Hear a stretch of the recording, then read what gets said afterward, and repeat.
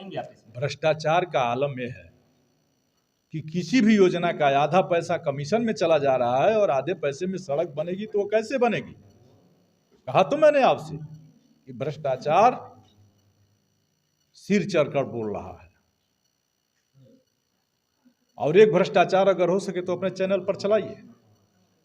यहां पर RDSS plan में मोटराट कंपनी को ठेका मिला कि शहर हो या गांव, सभी गांवों का केबुलेशन होगा इलेक्ट्रिक लॉस रोकने के लिए। रोज हो रहे फॉल्ट को रोकने के लिए। और उस कंपनी ने अगर पूरे गांव का केबिलेशन करना था तो एक लाइन की केबिलेशन करके वो उसको सैचुरेट कर दिया। इतना खराब केबिल लगाया कि रोज वो केबिल ब्लास्ट कर रहे हैं। कोई है जांच करने वाला? कोई है देखने वाला? करना था 50 गांव का, 40 गांव कर लिया। 40 गांव के सभी मजरों का केबुलेशन करना था, 2 मजरा करके अपना पैसा लूट लिया। तार इतना खराब लगाया कि रोज फॉल्ट हो रहे हैं, विद्युत कटौती हो रही है, हाहाकार मचा है हमारे संसदीय क्षेत्र में बिजली का। कल ही मेरे बिजली अधिकारियों से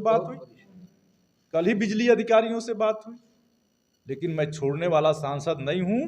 भ्रष्टाचार करने वालों को बेनकाब करके छोड़ा। सर, जल जीवन मिशन के तहत कल एक मजदूर जो है मिट्टी में दब गया।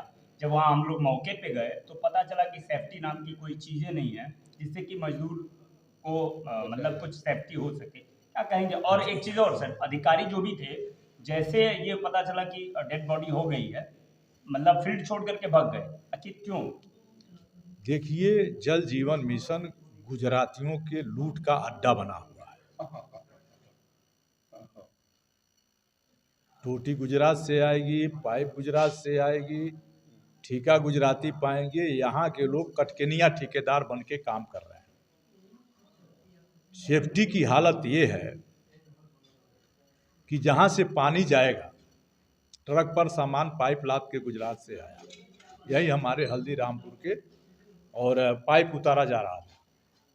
कोई सेफ्टी नहीं। एक हमारा नौजवान गौड़ समाज का पाइप में दब के मर गया और कोई अधिकारी करने को तैयार नहीं था कि ये मेरे विभाग का काम। फिर जब मैंने टाइट किया, डीएम को टाइट किया, सारे अधिकारियों को बुलाया, तो किसी तरह से 5 लाख रुपया उस गरीब को मिला, दिलवाया, जाके मैंने ही चेक बांटा। कोई सेफ्टी नाम की चीज नहीं, चाहे गांव की इंटरलॉकिंग प्रधान द्वारा कराई गई, गांव में आरसीसी प्रधान द्वारा कराई गई, या पीडब्ल्यूडी की सड़क आरएस और पीडब्ल्यूडी से जो बनाई गई, सारी सड़कों को खोन दिया। नियम यह है, मेरे ही सवाल पर पार्लियामेंट में सरकार ने कहा था कि जल जीवन मिशन जितने भी सड़कें खोदेगा उसको तुरंत बनाएगा, लेकिन आज तक कोई सड़कें नहीं बनी।